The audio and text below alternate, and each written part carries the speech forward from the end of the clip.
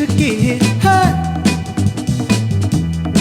by all for just a season. Bienvenidos a un nuevo episodio de nuestro podcast La Puerta Amarilla, un espacio donde discutimos todos los fenómenos de la información y el efecto que produce en la comunicación humana de nuestra sociedad.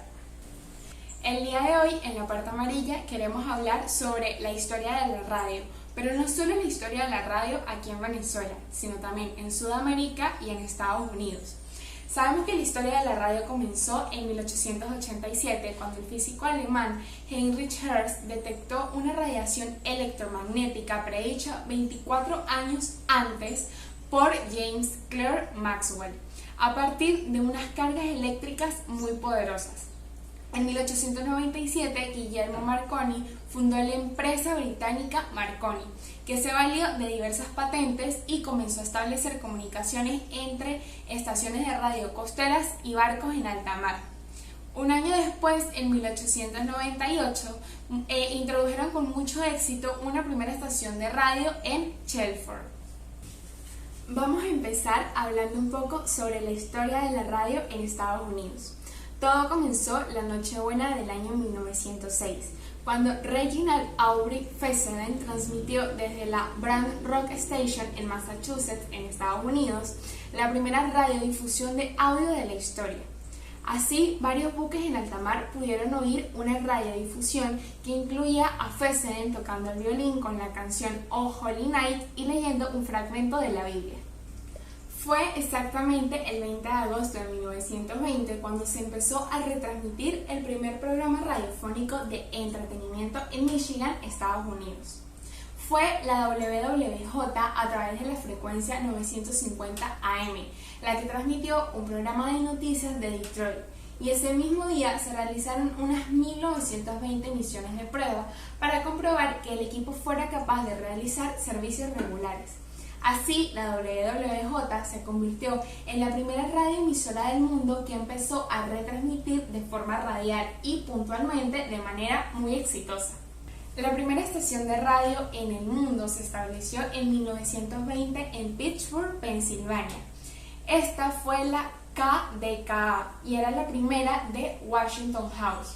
La segunda estación fue la WJZ en New Jersey, propiedad de la misma empresa, y se estableció en 1921. La tercera radio fue la WEAF de la American Telephone y Telegraph, la cual se estableció a principios de 1922 y fue la primera que se utilizó para fines comerciales. La primera emisora de carácter regular e informativo fue la estación 8MK, hoy en día la WWJ, de Detroit, Michigan, en Estados Unidos, perteneciente al diario de Detroit News, que comenzó a operar el 20 de agosto de 1920. Hoy en día hay casi 700 emisoras de radio públicas operando en los Estados Unidos con licencia, a nombre de 300 diferentes instituciones aproximadamente. La mayoría de ellas son organizaciones sin fines de lucro y muchas también de forma pertenecientes a universidades y estudiantes.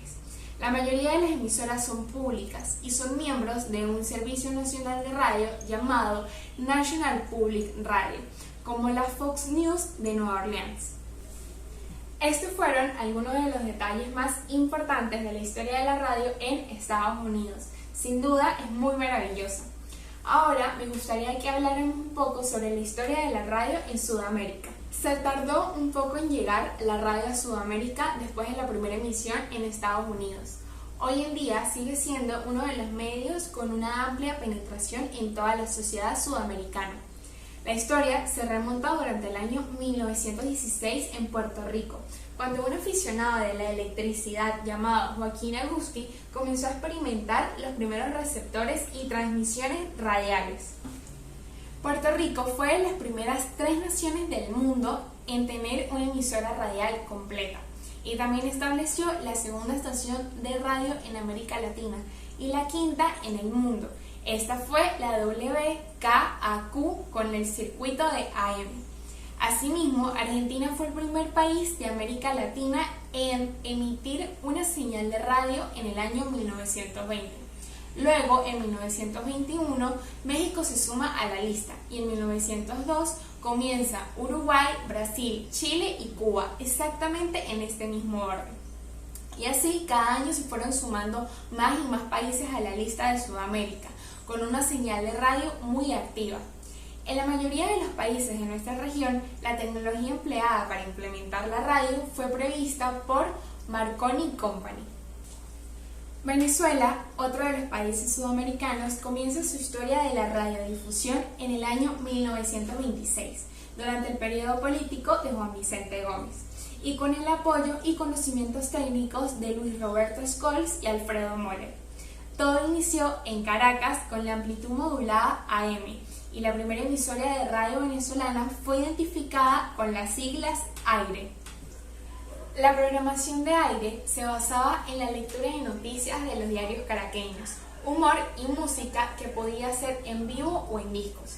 AIRE fue clausurada en el año 1928 a causa de una protesta estudiantil realizada en el centro de Caracas.